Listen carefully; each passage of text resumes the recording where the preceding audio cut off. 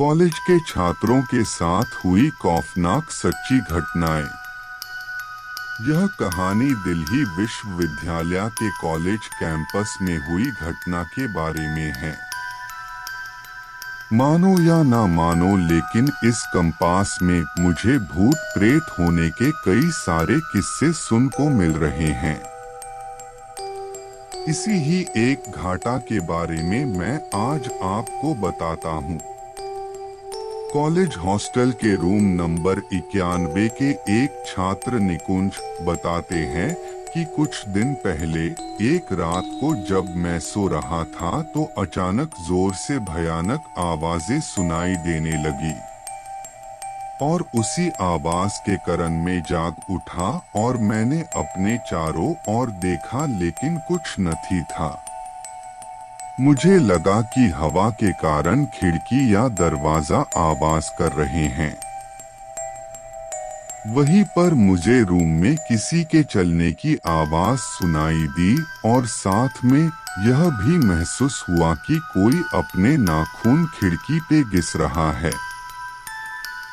जब मैंने दूसरे दिन यह बात की जांच करवाई तो मालूम पड़ा कि 9 साल पहले एक छात्र अरुण ने आत्महत्या की थी और तब से लेकर आज तक उसकी आत्मा इसी रूम में घूम रही है।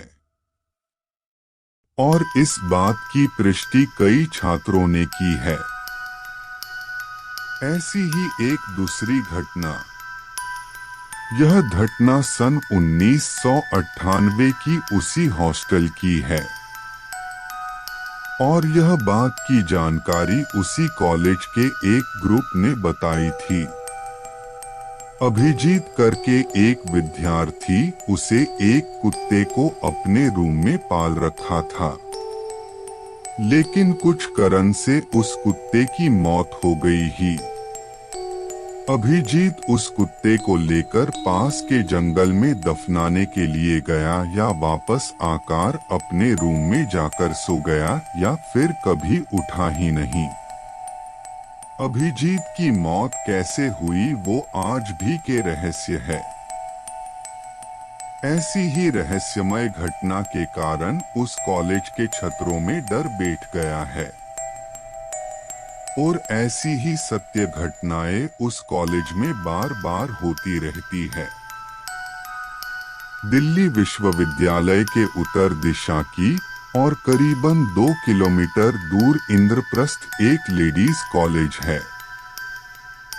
कुछ समय पहले कॉलेज की एक विद्यार्थिनी सोनल मजाक मजाक में आत्माओं को बुलाती है। सिक्के के जरिए वो आत्मा आ तो जाती है, लेकिन 2-3 दिन तक वो आत्मा रूम से निकलने का नाम नहीं लेती। सोनल के कारण वो आत्मा कई छात्रों को हैरान परेशान करती है। बाद में सोनल उस आत्मा से माफी मांगती है कि वो वहां से चली जाए। माफी मांगने के 2 दिन बाद वो आत्मा वहीं से खुद वापस चली जाती है, लेकिन सोनल की हरकत के कारण उसे कॉलेज से निकला दिया जाता है। ऐसे ही जो लोग रात को देर तक पढ़ाई करते हैं उसे कभी न कभी भूतों का सामना करना ही पड़ता है। उन सभी को ऐसी ही अदृश्य शक्ति के होने का एहसास होता रहता है।